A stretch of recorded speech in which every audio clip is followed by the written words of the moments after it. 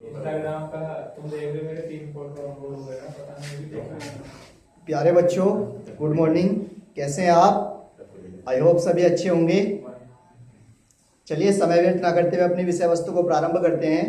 9th class का topic है। इसमें लास्ट जो हमने क्लास की थी उसमें साउंड से संबंधित बातें कर रहे थे, हम वेव्स पढ़ रहे थे, तरंग किसे कहते हैं।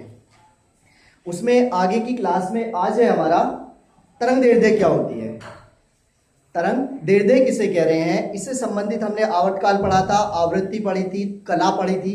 ये डेफिनेशन हम लास्ट क्लास में बता चुके हैं आपको। आज है हमारी तरंग दैर्ध्य।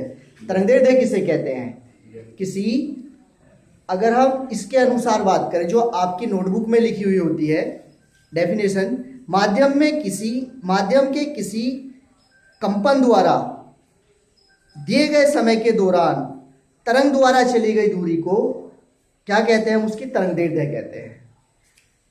दिए गए समय में तरंग द्वारा चली गई दूरी को क्या कहते हैं, तरंग दैर्ध्य कहते हैं। बट अगर हम सिंपली तरंग दैर्ध्य की डेफिनेशन की बात करें तो किसी तरंग की मोटाई उसकी तरंग दैर्ध्य कहलाती है।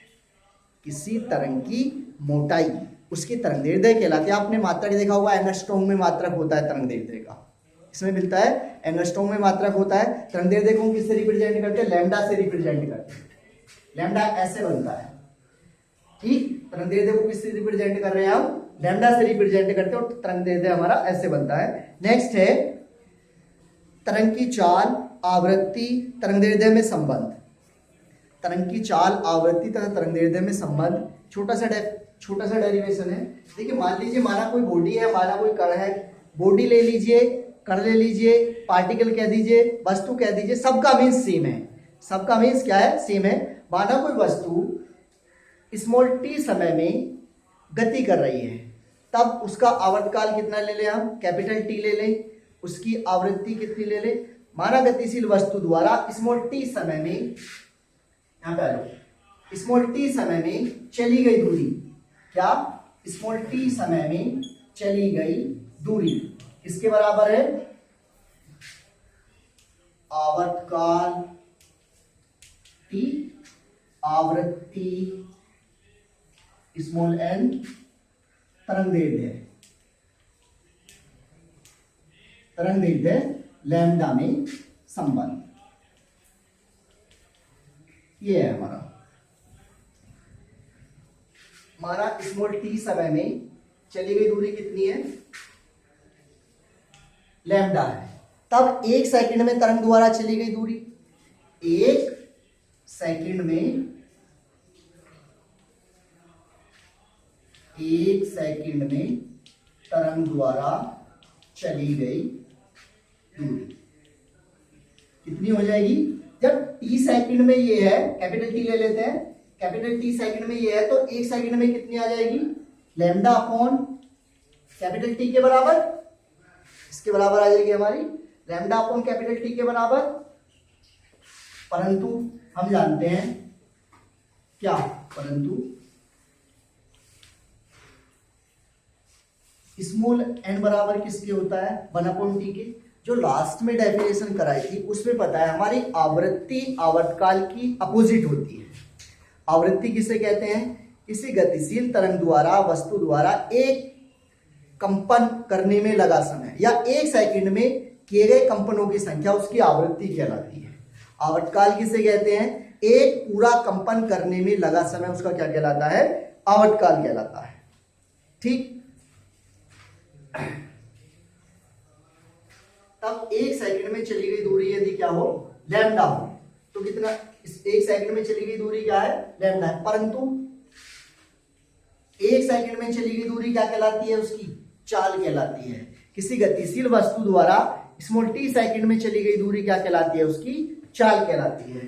परंतु 1 सेकंड में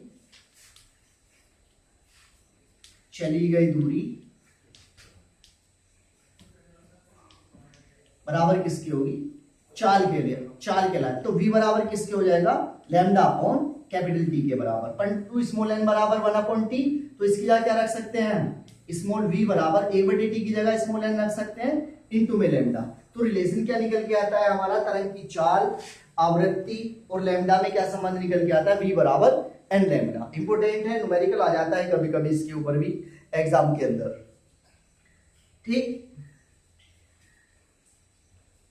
जब हम न्यूमेरिकल्स करते हैं तो न्यूमेरिकल्स के केस में हमें सिंबल का पता होना बहुत जरूरी है। सिंबल को किस चीज के लिए रिप्रेजेंट किया जा रहा है, इसलिए ध्यान से देखें। बी किसके लिए रिप्रेजेंट कर रहे हैं हम, वेग के लिए।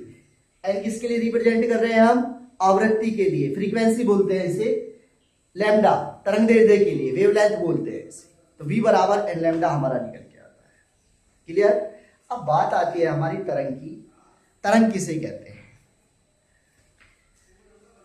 तरंग, अगर मैं डेफिनेशन की बात करूं, तरंग किसी माध्यम में उत्पन्न वह विक्षोभ है जिसके कारण ऊर्जा का स्थानांतरण एक स्थान से दूसरे स्थान तक, ऊर्जा का स्थानांतरण एक स्थान से दूसरे स्थान तक पदार्थ के अणुओं की स्थिति के बिना परिवर्तन के साथ होता है।